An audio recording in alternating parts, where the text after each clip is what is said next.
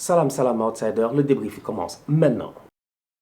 Le Real Madrid l'emporte aujourd'hui 1-0, je dis bien, à l'extérieur en Ligue des Champions sur le terrain de l'Atalanta. J'ai envie de saluer Zidane. Vous savez pourquoi? Parce que Zidane aujourd'hui, malgré le fait que son effectif est décimé, et je dis bien son effectif est décimé, quand j'utilise le mot décimé, c'est pas un petit mot. Il n'a pas d'effectif aujourd'hui. Sergio Ramos n'est pas là, Carvajal n'est pas là, Valverde n'est pas là, Rodrigo n'est pas là, y a qui d'autre qui est pas là? Il y a tellement de joueurs aujourd'hui importants au niveau du Real Madrid, sans compter Eden Hazard, des joueurs qui sont censés être titulaires qui ne sont pas là, que le fait que le Real, ces derniers temps, ils s'en sortent, je suis obligé de saluer Zidane. Pourquoi? Parce que Zidane a cette force-là de faire que le collectif se bat pour lui. Les gars, ils ne veulent pas que Zidane soit viré. Ils ne veulent pas que Zidane soit viré. Donc, qu'est-ce qu'ils font, en fait, en tant que tel, sur le terrain? Ils se saignent, en toute honnêteté. Je ne sais pas, en fait. C'est comme si tu n'avais pas envie que ton prof préféré soit viré. Dans son cours, tu ne bavardes pas. Tu es sérieux, tu es concentré. C'est ça que les Madrilènes, ils font. Ils sont concentrés pour Zidane. Et sincèrement, aujourd'hui, malgré le fait que leur effectif soit décimé sur le terrain, ils ont essayé au moins de tenter quelque chose. C'est là où je lève mon chapeau à Zidane. C'est là où je dis respect à Zidane. Parce qu'on se rappelle qu'hier, Cholo Simeone avait l'occasion de jouer au football face à Chelsea. Il ne l'a pas fait. Ils ont mis un dispositif en 7-2-1, en 7-3-1. On n'a même pas compris comment l'Atlético Madrid a joué. Donc aujourd'hui, franchement, quand je vois que Zidane, il n'a pas de joueur, qu'il n'est pas venu bétonner et qu'il a gagné 1-0, je suis désolé, je suis obligé de le saluer. Respect Zizou.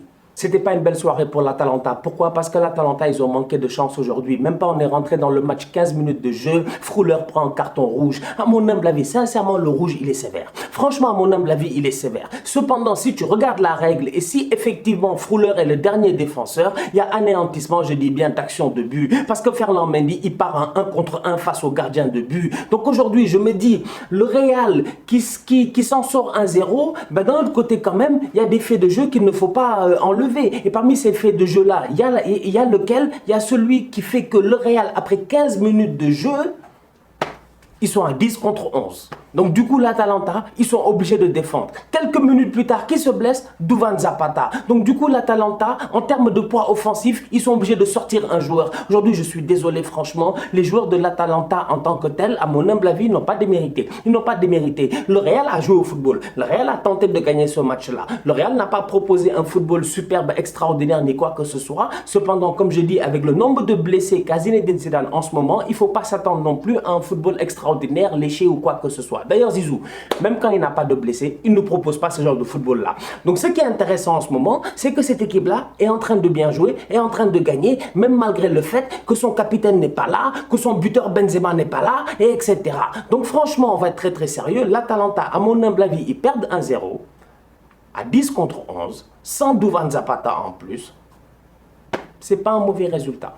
Sincèrement, c'est pas un si mauvais résultat. Zidane a tranché, il préfère, je dis bien, faire jouer Isco qui n'a pas l'air en forme physiquement, Isco qui n'est pas en confiance, que de faire jouer un boy comme Mariano qui court beaucoup plus que Isco. Aujourd'hui, Isco était en pointe, en position de faux neuf, il a énormément dézonné et franchement, aujourd'hui, sincèrement, il faut saluer le match d'Isco. Parce que Isco n'a pas fait un match sensationnel, mais ses mouvements étaient bien. Isco sur le premier, pas sur le premier but, sur le carton rouge de Frouler, c'est lui qui crée un peu ce décalage-là. Il a fallu que Isco y redescende, que le 1-2 se crée avec Ferland Mendy, Vinicius donne un super ballon en profondeur, Ferland Mendy prend la profondeur, la faute est arrivée, carton rouge pour Freuler. Donc aujourd'hui, Isco dans cette position de faux neuf là, sincèrement, je ne m'attends pas à le voir là-bas dans les prochaines semaines.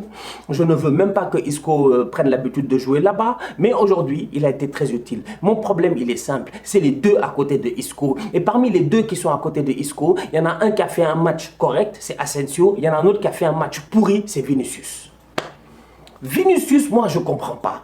Franchement, je ne comprends pas. Vinicius, moi, j'ai dit Vinicius est nul. Je répète encore une fois, Vinicius est nul. Et je suis désolé, franchement. À chaque fois que je dis ça, on me dit, toi, tu n'as pas joué au football. Toi, tu parles, etc. Tu n'es pas un professionnel. Est-ce que tu joues au Real?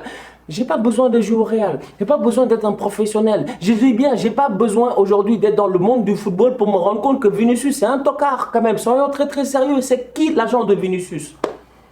Comme cherche l'agent de Vinicius, il a qu'à venir nous expliquer comment est-ce qu'aujourd'hui il est allé voir les Florentino Pérez pour leur dire que ce petit-là c'est une pépite. Mais franchement, Vinicius aujourd'hui, il n'a aucun talent en lui, c'est pas possible. Mais c'est pas possible. Mais Vinicius, mais finis une action s'il te plaît. Le petit, il fait des dribbles et même quand le dribble est réussi, Tu sens qu'il n'a pas fait exprès. Tu sens qu'il n'a pas fait exprès. Franchement. Non, je suis désolé. Aujourd'hui, je regarde le match offensif du Real. Je vois les mouvements de Isco, je suis satisfait. Le milieu de terrain, j'ai rien à dire. Le petit Asensio, il se débrouille comme un beau diable. Mais Vinicius sur le terrain, c'est une anomalie sportive. Vinicius est professionnel. On doit montrer ça à tous les enfants dans les écoles de football. Tout le monde peut être professionnel maintenant. Tout le monde peut jouer au Real. Franchement. Casemiro ne sera pas là au match retour. Cependant, quand même, Casemiro, aujourd'hui, il a été excellent, je dis bien. Encore une fois, Casemiro continue sur sa lancée. Il continue les bons matchs. Non seulement il a été très bon au milieu de terrain aujourd'hui, Casemiro, mais en plus de ça, à côté de lui, il y avait deux top players qui se sont gérés comme d'habitude. Toni Kroos, chaque coup franc qu'il y a, tu sais que le ballon va tomber au deuxième poteau sur la tête de Casemiro ou de Varane. Par force. C'est Toni Kroos. Il n'a pas de problème. Il s'appelle Toni Kroos. En anglais, comment on dit centre? Cross. C'est-à-dire que Toni Kroos, il sait faire que des crosses. Il pose le ballon, pas cross. Sur la tête de qui? De Varane. Malheureusement, le gardien de l'Atalanta était là. Donc aujourd'hui, tu as un Toni Kroos, tu as un Modric, les deux ensemble qui se gèrent. Et tu as une permutation, je dis bien, entre Modric et Casemiro qui se fait à la perfection. Quand le Real a le ballon, c'est bien Luka Modric qui vient entre les deux défenseurs pour la relance en position de Regista. Et quand le Real n'a pas le ballon, celui qui vient coulisser plus ou moins entre les deux défenseurs pour pouvoir couvrir les montées offensives de Ferland Mendy, c'est qui? C'est Casemiro. Nacho prend le positionnement un peu plus à gauche. Franchement, aujourd'hui, je dis bien, tactiquement parlant, encore une fois, c'est le Real. Moi, je ne suis jamais bluffé par le Real. Mais il y a une chose que je dois leur donner, c'est que les boys, ils sont courageux, quoi. Franchement, ils sont courageux. Il n'y a pas de Ramos, il n'y a pas de Benzema, tout ça, nos problèmes. Ils viennent, ils gèrent. 1-0. Bien joué. Ferland Mendy a été excellent encore une fois aujourd'hui. Ferland Mendy marque un but et ma foi, on parle du Inch'Allah time. Quand on arrivait à la 90e, je me suis dit, si Ramos était là, il allait claquer un but de la tête. Ramos n'est pas là. Il y a un corner, 85e minute. Ballon enroulé de l'extérieur de la surface de réparation. C'est pas Kroos. C'est pas Modric. Non, s'il vous plaît, c'est pas Kroos, c'est pas Modric. C'est bien Ferland Mendy. Pied droit, s'il vous plaît. C'est un gaucher. On sait tous qu'il n'a pas de pied droit. C'est un gaucher. Et comme par hasard, ce soir-là, il vient, il enroule le ballon, petit filet. Je vous dis, le Real est la baraka. Zidane et Yahouya, il n'y a que Dieu qui sait. Vous savez. Dans l'autre match de Ligue des Champions, c'est Manchester City qui a gagné aujourd'hui 2-0 face au Borussia Mönchengladbach, aussi à l'extérieur. Franchement, on va être très très sérieux. Les Citizens, ils sont arrivés avec un dispositif tactique que je n'ai pas compris. C'est-à-dire que moi, Pep, j'ai arrêté de commenter ces matchs parce que je suis fatigué. Guardiola, on ne sait pas comment il joue. Guardiola a fait de telle sorte qu'aujourd'hui, tu regardes le 11 de départ, ce n'est pas la peine qu'on te dise la formation tactique du 11 de départ. Vous savez, avant les matchs, on vous montre le 11 en vous disant que les gars vont jouer à 4 défenseurs, 3 milieux de terrain, etc. et tout. Avec Manchester City, c'est pas la peine. Parce que tu ne sais pas où est-ce qu'ils vont jouer les gars. Aujourd'hui, City, autant hier, l'Atlético, ils ont joué à 6 défenseurs. Aujourd'hui, City, ils ont joué à 2 défenseurs.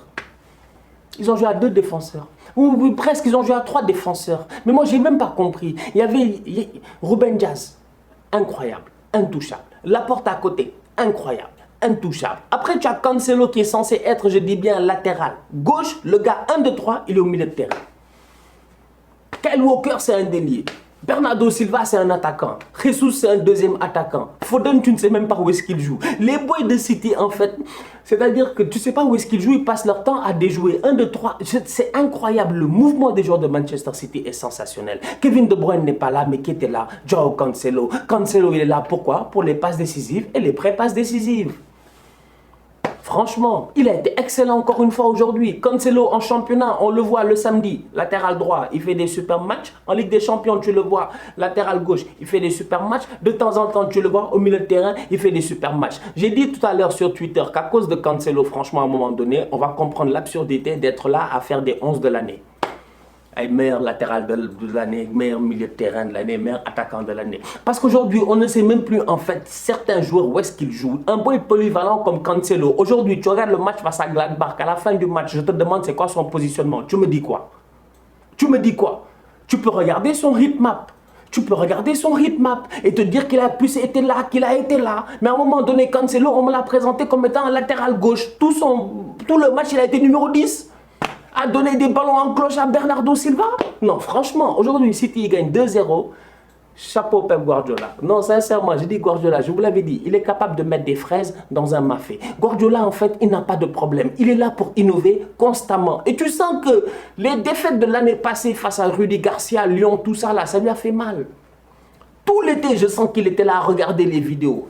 Première minute de jeu, Sterling il rate un 1 contre 1, il pète un câble Guardiola. Il en a marre, il faut que les gars marquent les buts. Aujourd'hui, City doit gagner 4-0.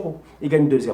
C'est quand même bien joué. Je ne sais pas s'il y aura beaucoup de suspense au retour pour ce match-là, mais une chose est certaine, c'est que City, ils ont vraiment pris une vraie option pour les quarts de finale. Je ne m'attends pas à ce que Gladbach fasse une remontada ou quoi que ce soit, surtout quand je vois que défensivement parlant, Manchester City, encore une fois, ils font un match, ils n'encaissent pas de but. Ils n'encaissent pas de but. Et c'est pas faute d'avoir frappé. Les gars de Gladbach, jusqu'à la dernière action de jeu, ils ont l'occasion de marquer. Mais qui est là? Ederson. Je vous l'ai dit, il est en pleine forme. Il est en confiance, Ederson. Il est en surconfiance même. Sa défense centrale devant lui, elle est magnifique. Les gars, Kyle Walker, je ne l'ai pas vu jouer depuis combien de matchs? Bim bam boum, il revient aujourd'hui, il est extraordinaire.